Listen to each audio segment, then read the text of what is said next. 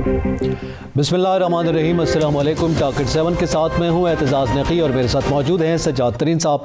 नाजरीन, आज के प्रोग्राम में सबसे पहले जिक्र करेंगे वज़ीर आज़म ने आज गुफ्तगू की है। एक तो उन्होंने बिज़नेस कम्यूनिटी के हवाले से बात की है और बिज़नेस कम्यूनिटी के साथ उन्होंने गुफ्तगू करते हुए ये कहा कि उनको आसानियाँ मुहैया की जाएंगी। ईज़ ऑफ बिज़नेस के हवाले से उन्होंने बात की जो कि मौजूदा हुकूमत की पॉलिसी है, और टैक्स कल्चर का उन्होंने जिक्र किया।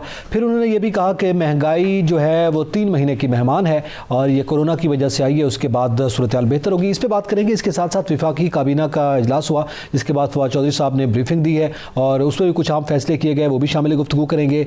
और इसके साथ बात करेंगे कौमी असम्बली का इजलास जारी है जब हम ये प्रोग्राम कर रहे हैं, और इसमें मियाँ शहबाज शरीफ जो कायदे हिज़्ब इख्तिलाफ हैं उन्होंने भी ऐवान में गुफ्तगू की है और असद उमर साहब ने भी उनका जवाब दिया है, उस पर भी बात करेंगे। और आसिफ अली जरदारी साहब ने एक स्टेटमेंट दी है इन हाउस चेंज के हवाले से, उसकी हिमायत का उन्होंने अनाउंस किया है और इसके साथ साथ मौजूदा हुकूमत पर तनकीद की है, इसको भी शामिल गुफ्तगू करेंगे।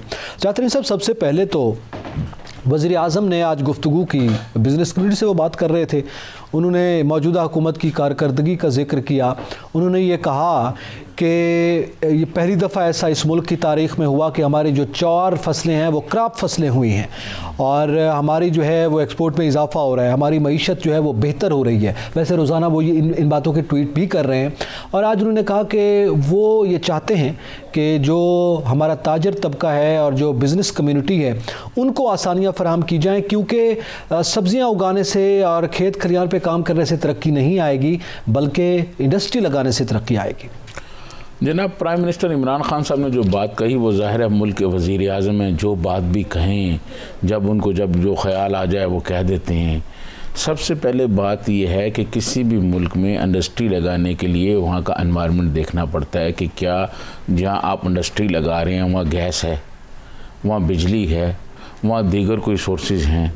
और अब हमारे जितने भी बड़े बड़े इंडस्ट्री वाले हैं वो तो चाइना में से माल बनवा रहे हैं। बड़े बड़े जो हमारे मुल्क में हैं, चाहे वो जूतों वाले हैं, चाहे वो कपड़ों वाले हैं, चाहे वो चाइना से बनवा रहे हैं, उनको लेबर सस्ती पड़ रही है। अच्छा, क्या इसका हम मुकाबला कर सकेंगे?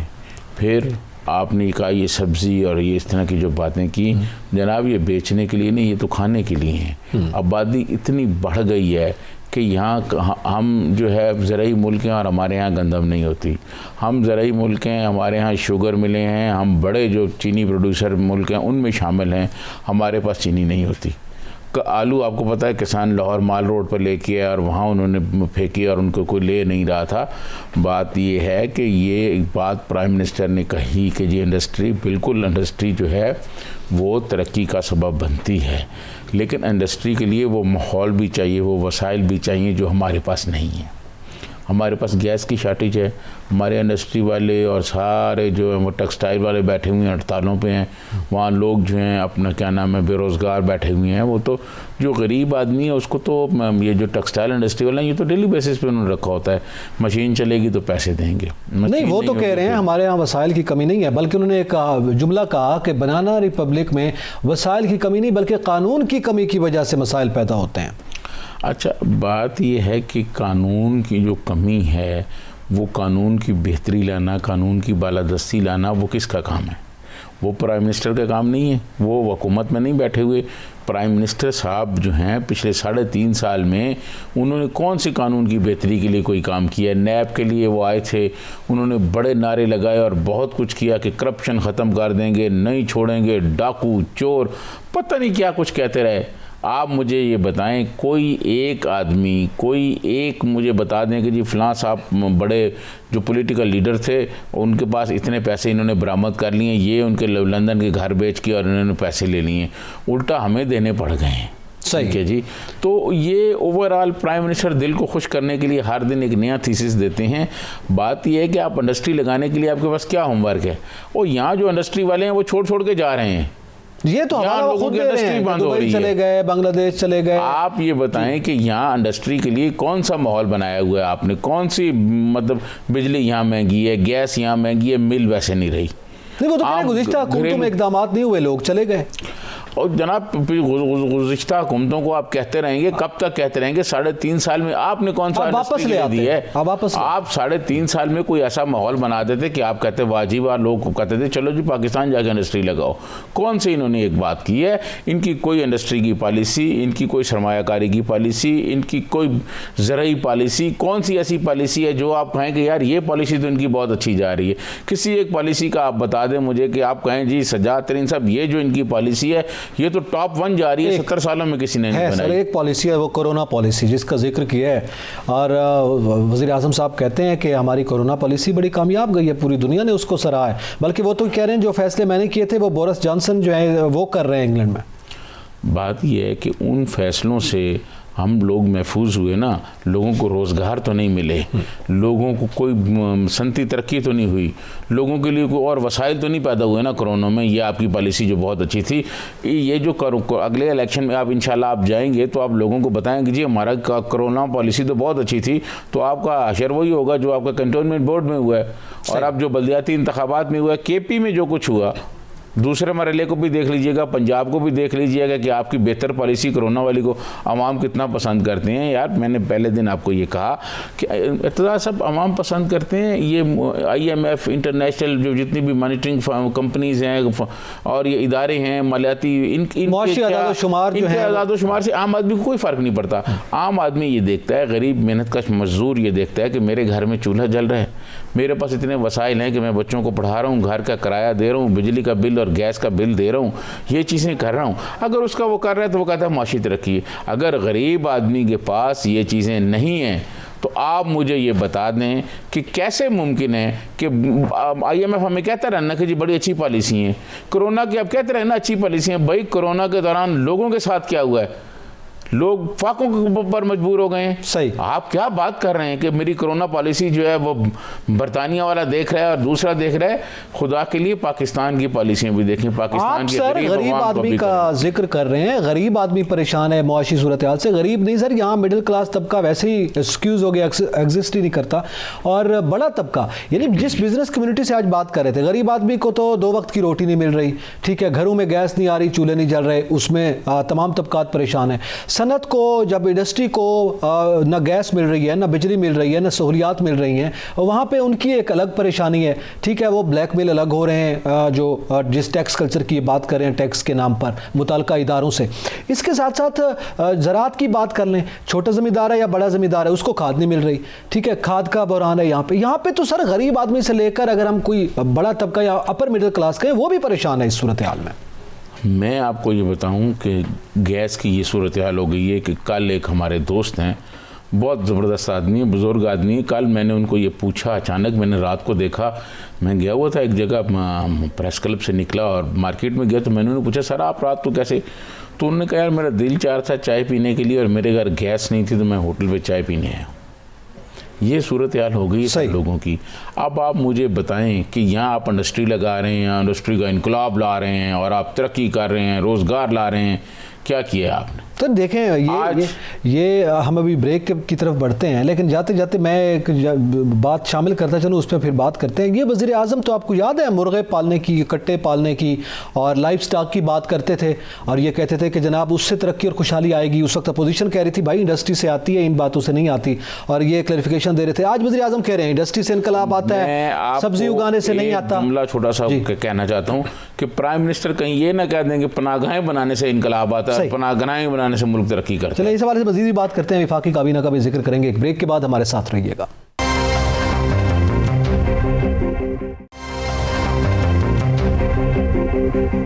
वेलकम बैक नाज़रीन। ज़रा जिक्र करेंगे वफाकी काबीना में सानिया मरी पर ब्रीफिंग दी गई है, उसका भी जिक्र किया गया। फवाद चौधरी साहब ने दीगर अहम उमूर के हवाले से भी बात की है। सियातरी साहब, एक तो मरी पे ब्रीफिंग दी गई और ये बताया गया, वज़ीर आला कवाला सतही कमेटी की जो इंक्वायरी थी उसमें बताया गया कि मरी में जो सूरत हाल डेवलप हुई उसमें और बहुत से फैक्टर के साथ जो मेन फैक्टर था वो ये था कि लोग वहाँ अपनी गाड़ियों में हीटर चलाकर सो गए, जिसकी वजह से अमवात ज़्यादा हुई हैं।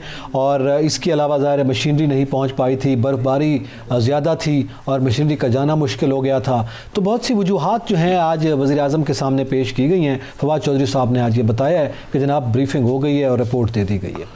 देखें, वज़ीर आज़म को जो मर्ज़ी ये रिपोर्ट देते रहें और जो मर्ज़ी ये कहते रहें क्या मशीनरी पहुंचने में जो उन्होंने कहा मुश्किल थी, तो पहले जब महकमा मौसमियात ने ये बताया हुआ था तो मशीनरी पहले वहाँ क्यों नहीं पहुँची? ये शहबाज शरीफ साहब के बारे में बातें तो बड़ी करते हैं, वो भी तो हैंडल कर रहे थे ना, वो कैसे मशीनरी पहले वहाँ पहुँचा रहे थे? मशीनरी पहले वहाँ होनी चाहिए थी। फिर ये जो कहते हैं कि लोग जो हैं जी वो ज़्यादा गाड़ियों में थे और गाड़ियों में ये हलाकतें हुई हैं। आप मुझे ये बताएं, होटलों वाले जब 50-50 हज़ार रुपये की कहेंगे कि 50 हज़ार रुपये कमरे का क्या नाम है किराया होगा, हाँ जी, 300 रुपये का एक अंडा होगा, पानी की बोतल 500-500 रुपये की, आप मुझे ये बताएं इस जुल्म को रोकना किसका काम है? मैं समझता हूँ कि हमारी आवाम को काफ़ी सबक मिल गया है और अब उनको मरी जाने से भी गुरेज करना चाहिए। वो तो कह रहे हैं जनाब, जो मरी के जो होटल वाले हैं उनको भी थोड़ा एहसास हो कि इतना जुल्म नहीं करना चाहिए, किसी और मकाम पे चले जाएं, कम से कम मरी से जो है ना, बिल्कुल मरी मैं समझता हूँ अगर पाकिस्तान की आवाम अगले 6 महीने मरी नहीं जाती, अब यकीन माने ये जितने होटल्स वाले हैं इनकी अकल ठिकाने आ जाएगी और सब सीधे हो जाएंगे। मैं आपको अर्ज़ करूँ कि मरी आप चले जाएँ ना जी, ये वो बातें हैं। मैं मरी आज से 20 साल पहले गया, उसके बाद मैं कभी नहीं गया। अच्छा। क्योंकि वहाँ के उन लोगों का रवैया, उनका बिहेवियर, उनकी तूफ़ान बदतमीज़ी और वहाँ पर उनका बोलने का अंदाज़, वो इतना खौफनाक और इतना हैबतनाक है कि मैं उसके बाद कभी नहीं गया मरी। मैंने कहा ये जगह मेरे जैसे लोगों के लिए नहीं है। बात यह है कि आप वहाँ चले जाएँ, आप वैसे रूटीन में, मतलब आम गर्मियों सर्दियों के मौसम में जब आप चले जाएं, किसी होटल पे चले जाएं, आप उसको कहें चाय का 1 कप, 2 दोस्त हैं 2 कप, मार्केट में अगर चाय 50 रुपए की मिल रही है तो वो आपको कहेंगे जी 200 रुपये का कप है जी सीज़न में। ये तबाही मची हुई है वहाँ सर। अब तो उससे भी ज़्यादा तबाही मची ना। प्लेट जो है वो 500-500 रुपये की बिकती रही है, एक अंडा 500-500 में। आप बताएं, ये अंडे के रेट थे। मैं ये समझता हूँ कि ये जो मरी के होटलों वाले हैं इन्होंने बहुत जुल्म किया, बहुत जुल्म किया और इनके जुल्म की वजह से ये बहुत बड़ी हलाकतें हुई हैं और हुकूमत को इनके खिलाफ भरपूर एक्शन करना चाहिए। और अगर रेट पे बात नहीं की गई कि जनाब उनके खिलाफ क्या इकदाम, अगर हुकूमत इन पे इकदाम नहीं करती, हुकूमत इनके खिलाफ कोई एक्शन नहीं करती, तो फिर मैं समझता हूँ अवाम को खुद जो है मरी नहीं जाना चाहिए, छोड़ देना चाहिए। कोई फ़र्क नहीं पड़ेगा अगर आप मरी नहीं जाएंगे, कहीं और चले जाएंगे, सही है, बर्फ़बारी के लिए, तो अपनी ज़िंदगियाँ बचाएं ताकि इन लोगों को पता चले कि इंसानी रवैये क्या होते हैं। ये लोग जो हैं इन्होंने इंसानी रवैयों वाली को बात ही नहीं की, इंसानों वाली को बात ही नहीं की, इन्होंने आज की खबर है सजाद तरीन साहब के वहाँ के जो पुलिस है उन्होंने कुछ ऐसे लोगों को गिरफ्तार किया है जो खुद सड़कों पर बर्फ़ बिछा देते थे और उसके बाद वहाँ पे जो चेन होती है ताकि वो टायर पे लोग लगाएं वहाँ से चले, वो बेचते थे 5-5 हज़ार रुपए की।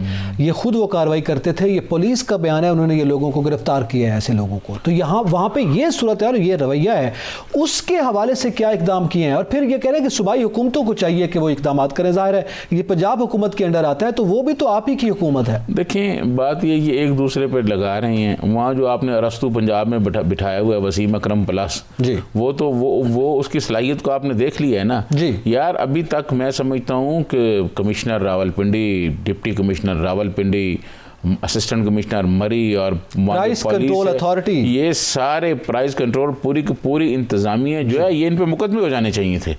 ये क्या गफलत इन्होंने बरती हुई है। बिल्कुल सही, ठीक है। आप पूछे ना, मैंने कल भी क्वेश्चन उठाए, वही कितनी दफ़ा कमिश्नर पिंडी जो है वो गए हैं वहाँ, आखिरी वक्त कब गए हैं?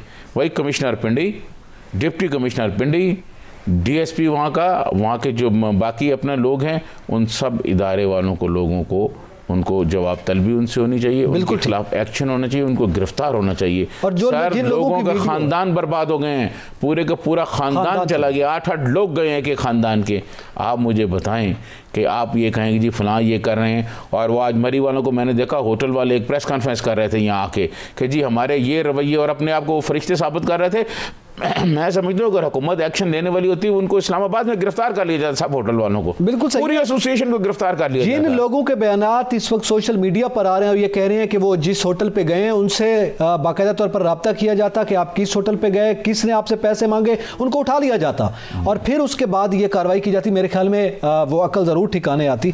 लेकिन हमारी हुकूमत जो है, फवाद चौधरी साहब ये कह रहे हैं कि जनाब हमारे यहाँ अंदरूनी सयाहत में इनकलाब बरपा हुआ है, क्योंकि 5 रोज़ में 1 लाख तकरीबन 64,000 गाड़ियाँ, 1,64,000 गाड़ियाँ 5 रोज़ में दाखिल हुई हैं। तो ये हमारी अंदरूनी सयाहत में इनकलाब आया है जी। हमने जो सयाहत के हवाले से वज़ीर आज़म बात करते थे, ये फवाद चौधरी साहब ने आज बताया है। फवाद चौधरी साहब अब इसको इनकलाब कहते हैं, जो वहाँ 22 लोग मारे गए हैं। आप ये बताएं, क्या फिर ये उसको तरक्की कही जाए, उसको भी बहुत बड़ी सियाहत की अंदरूनी तरक्की कही जाए। जो फ्रांस में हुआ था इनकलाब फ्रांस में उन्होंने उन लोगों की गर्दनें काट दी थी जिनकी गर्दन ज़रा सफ़ेद थी, उस पर मैल नहीं थी, वो कहा इसने मजदूरी नहीं की, ये मेहनत कश नहीं है, ये अशराफिया का इसकी गर्दन उतार दो। तो क्या हम कहें जी वो फ्रांस से इनकलाब भी बहुत बड़ी हुआ था, लोग मार गए हैं जी एक एक। आप कहिए क्या मुल्क की तरह ये अवाम की तौहीन की है। लोगों के 8-8 लोग मार गए एक एक घर के, और आप कहते हैं आपकी सयाहत के इक़दामात का पोल खुल गया। कौन से इनकलाब है, कौन से इक़दामात आपने किए हैं? आपने होटल एसोसिएशन को गिरफ्तार नहीं किया, आपने माफिया के सामने आप बेबस हो गए हैं। मैं समझता हूँ कि पहले और आखिरी दफ़ा जब ये हुआ एक्शन होना चाहिए था और तमाम होटल एसोसिएशन के तमाम लोगों को, तमाम होटल के मालिकान को गिरफ्तार कर लेना चाहिए था। उनको रखते ना 6-6 महीने अंदर, उनकी 6 महीने जमानत होती, उनको समझ आ जाती। उनका तो जिक्र ही नहीं किया गया सर, कोई जिक्र नहीं किया, बात ही नहीं की गई है। लूट मार का एक बाजार गर्म है जी। और सोगवार खानदानों के साथ क्या किया गया, जिनके साथ ये सूरत हाल पेश आई है, उनके लिए क्या किया है मौजूदा हुकूमत ने? मेरे ख्याल में इस पर सूबाई हुकूमत को भी कुछ अहकाम जारी करने चाहिए थे। सर ये सच्ची बात है, फिर ये लोग नाराज़ होते हैं और हमसे गिला करते हैं। ये इनमें कैपेसिटी नहीं है। सही, जो कैपेसिटी, जो सलाहियत इंतज़ामी अमूर चलाने के लिए होनी चाहिए, वो कैपेसिटी इनमें नहीं है। लेकिन जो आम बात आज बताने आए थे, सॉरी टू कट यू, आम बात जो आज फवाद चौधरी साहब बताने आए थे वो ये है कि जनाब वो मियाँ शहबाज शरीफ के ख़िलाफ़ हाई कोर्ट में जा रहे हैं क्योंकि वो शख्सी ज़मानत पर उन्होंने अपने भाई को बाहर भेजा, तो उसके हवाले से जो है आम फैसला यार ये दीगर फैसले नहीं हुए। मियाँ शहबाज शरीफ पहले भी अंदर रहे हैं, उनको आप दोबारा अंदर कर दें। आप मियाँ नवाज शरीफ अंदर रहे हैं, जरदारी साहब अंदर रहे हैं, शाहिद खाकान अब्बासी साहब रहे हैं, ख्वाजा, बहुत सारे लोग ने। आप इनको कर दें, गरीब अवाम का तो सोचे ना कुछ, गरीब अवाम के साथ क्या हो रहा है। इस पे भी बात करते हैं और शहबाज शरीफ साहब ने आज गुफ्तगू भी की है, उस पर भी बात करते हैं। नाज़रीन यहाँ पे वक्त तो एक ब्रेक का, हमारे साथ रहिएगा।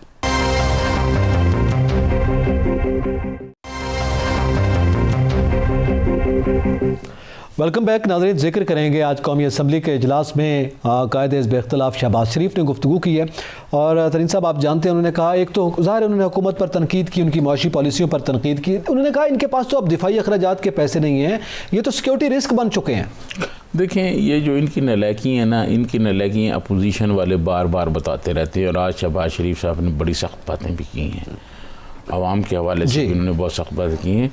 सूरत हाल ये है कि अगर ये नहीं कोई इक़दाम करेंगे तो इसमें कोई शक नहीं कि हमारे पास तनख्वाह देने के लिए भी पैसे नहीं होंगे। लेकिन ये जो IMF के को लेके आ रहे हैं, और IMF के कहने पे जो अभी बजट के हवाले से जिस पे कर रहे हैं जी, ये मंजूर हो जाएगा अगले 1-2 रोज़ में, तो उसके बाद फिर महंगाई का एक नया तूफ़ान आ जाएगा। उस महंगाई को रोकने के लिए, आवाम को रिलीफ देने के लिए, गरीब आदमी की हालत बेहतर बनाने के लिए इस हुकूमत के पास कोई प्रोग्राम नहीं है। सही कि गरीब आदमी की हालत कैसे बेहतर होगी। तो वो तो प्लान ना हुकूमत के पास है सर, जैसे आप कहते हैं कि ना वो अपोजिशन के पास है। असद उमर साहब कहते हैं, जनाब आप हमें कह रहे हैं पीपल्स पार्टी खुद 4 दफ़ा और नून लीग 4 दफ़ा, पीपल्स पार्टी 7 दफ़ा IMF के पास जा चुकी हुई है, और कौन सी आप हमारे लिए दूध और नहर की शहदें छोड़ कर गए थे, नहरें छोड़ कर गए थे शहद और दूध की, कि आप हमें आज ये सुना रहे हैं कि IMF ये IMF के पास क्या आप 6-7 बार पहले नहीं जा चुके? क्या आपने, नून लीग ने मिसाक मईशत का मुआहदा नहीं किया था जिसके बाद दोनों पार्टियां फिर जैसे हुकूमत में आई पीछे हट गई थी? असद उमर साहब जब गुफ्तगू करते हैं तो मतलब इनके बारे में कोई आदमी कुछ कह भी नहीं सकता, क्योंकि ये एक जर्नल के बेटे हैं, तो फिर जर्नलों की औलाद जो है उनका भी अपना प्रोटोकॉल होता है। असद उमर साहब ये बताएं कि 126 दिन जो धरने पे प्राइम मिनिस्टर इमरान खान जो शहद और दूध की नहरें बहाने का मंसूबा हमें बता रहे थे, वो कहाँ गया? वो तो नहीं छोड़ के गए, वो तो चोर थे, डाकू थे, चले गए। भाई आप ये बताएं कि वो जो आपका वो एक कामयाब वजीर ख़जाना के तौर पर करते थे और आपको नाकाम वजीर ख़जाना बना के उन्होंने निकाला, उसकी वजाहत तो करे ना। सही, लेकिन यहाँ कौन उनकी वजाहत करे, कौन उनसे पूछे? ठीक है, यहाँ फिर ज़बानें जो हैं वो बंद हैं। लेकिन ज़ातरी साहब जब ये जाएं, क्योंकि अब हुकूमत ज़ाहिर है जैसे वक्त गुजर रहा है अपने आखिरी मराइल की जानिब बढ़ रही है, 3.5 साल हो गए, 5 साल भी अगर पूरे करते हैं तो 1.5-1 साल रह गया है। उसके बाद ये सवाल तो इनसे भी पूछा जाएगा कि वो तो नहीं बहा के गए थे, उनको अवाम ने रिजेक्ट कर दिया था, आपको ले के आए थे, अब आप कौन सी दूध और शहद की नहरें छोड़ कर जा रहे हैं अवाम के लिए? देखें, ये तो अवाम के लिए क्या छोड़ के जाएंगे। अवाम ने कंटोनमेंट बोर्ड और बलदियाती इंतखाबात में KP में जो इनके साथ किया है, गरीब आदमी को जब अपनी ताकत इस्तेमाल करने का मौका मिलता है इलेक्शन के मौके पर, वो अपनी पर्ची से इंतकाम लेता है। ठीक है। तो उसने बलदियाती इंतखाबात में भी ले लिया, कंटोनमेंट बोर्ड में भी ले लिया, और जो फिर आगे आने वाले आम इंतखाबात होंगे, मेरा नहीं ख्याल कि इससे कुछ ज़्यादा अच्छा रिजल्ट होगा। अच्छा, अब ये आपने इंतखाबात की जिक्र किया, आपको पता है बार बार ये अपोजिशन की सफ़ों में ये बातें की जा रही हैं और ये कहा जा रहा है कि जनाब ये कुछ माह बड़े अहम है मौजूदा हुकूमत के लिए। आसिफ अली जरदारी साहब ने इन हाउस चेंज के हवाले से हिमायत का ऐलान कर दिया है। PDM में तो वापस नहीं आ रहे, लेकिन जैसे गुज़िश्ता रोज़ भी मुत्तहिदा अपोजिशन की मुशावरत चलती रही, उसमें भी वो शामिल रहे। तो अब क्या तब्दीली आने वाली है? अदम एतमाद के लिए पस पर्दा तो बातचीत हो रही है सियासी जमातों के दरमियान, और अभी उनके दरमियान इत्तफाक इस बात पे नहीं हो रहा कि भाई कौन अदम एतमाद के बाद कौन आदमी प्राइम मिनिस्टर होगा। हमारे मुल्तानी मखदूम ने अपने आप को पेश किया था, लेकिन उस पर ना मुस्लिम लीग नून मानी है, ना ही पीपल्स पार्टी मानेगी। तो अभी नए बंदों को कौन क्या होगा, फिर वो सेटअप कितना अरसा रहेगा, फिर इलेक्शन कैसे होंगे, ये अपोजिशन के दरमियान ये बातें चीत हो रही है और चीज़ें तय हो रही हैं। अच्छा। जैसे ही तय होंगी, आप यकीन माने, मैंने पहले भी ये कहा है, आने वाले दिनों में, आने वाले हफ्तों में मौजूदा हुकूमत के लिए मुश्किलात बहुत ज़्यादा बढ़ रही हैं। वो 3 माह में तो वो महंगाई ख़त्म कर रहे हैं, फिर कौन सी मुश्किलात? वज़ीर आज़म आज कह रहे थे कि 3 माह बाद महंगाई नहीं होगी। सर 3 माह के बाद तो पता नहीं क्या, 3 माह से पहले ही बहुत कुछ हो जाएगा। 23 मार्च भी आ जाएगा, 3 माह से पहले सब कुछ हो जाएगा। ठीक है। तो 3 माह तो फिर बहुत ताख़ीर है, उसके बाद तो फिर जो होगा वो नहीं। अभी जैसे आप कह रहे हैं कि इनके दरमियान गुफ्तगू चल रही है अपोजिशन की मुख्तलिफ जमातों के दरमियान, लेकिन वफामत के बादशाह जब तक मामला तय ना हो जाए उस वक्त तक बयान जारी नहीं करते।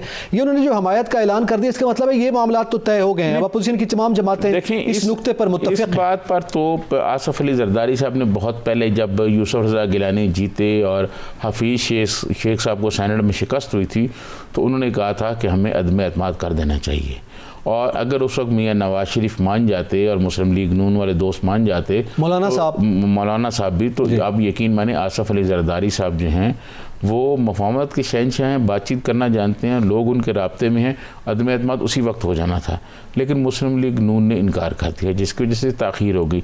अब मुस्लिम लीग नून को हालात पता चल गए हैं और इनको अब पता चल गया है कि अगर ये गवर्नमेंट अब और ज़्यादा हम इसके ख़िलाफ़ अदम एतमाद नहीं आते ये रहे, तो अवाम और मुश्किलात का शिकार होंगे और कल फिर अवाम हमसे भी पूछ सकते हैं। अच्छा। और फिर कुछ हवाएं भी आपको पता है इस मुल्क में चलती हैं, और जब हवाएं चलती हैं तो उसका असर भी होता है। फिर अपोजिशन वाले भी उसी असर के मुताबिक देख के चीज़ों को आगे मैनेज करते हैं और प्लान करते हैं।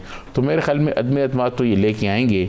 अब ये कब लेके आते हैं, इनके दरमियान कब चीज़ें तय फाइनल होती हैं, उसके बाद ये लेके आएंगे। अदम एतमाद के लिए साजगार माहौल जो है तकरीबन बन चुका है। इसके साथ आप ये कहना चाह रहे हैं इस वजह से अपोजिशन भी ये बात कर रही है, बयान भी सामने आ रहे हैं, लेकिन आने वाले वक्त भी मालूम होगा कि क्या सूरत हाल सामने आती है। इसी के साथ ही एतजाज़ नकी और सजात तरीन को इजाज़त दीजिए। अल्लाह हाफ़िज़।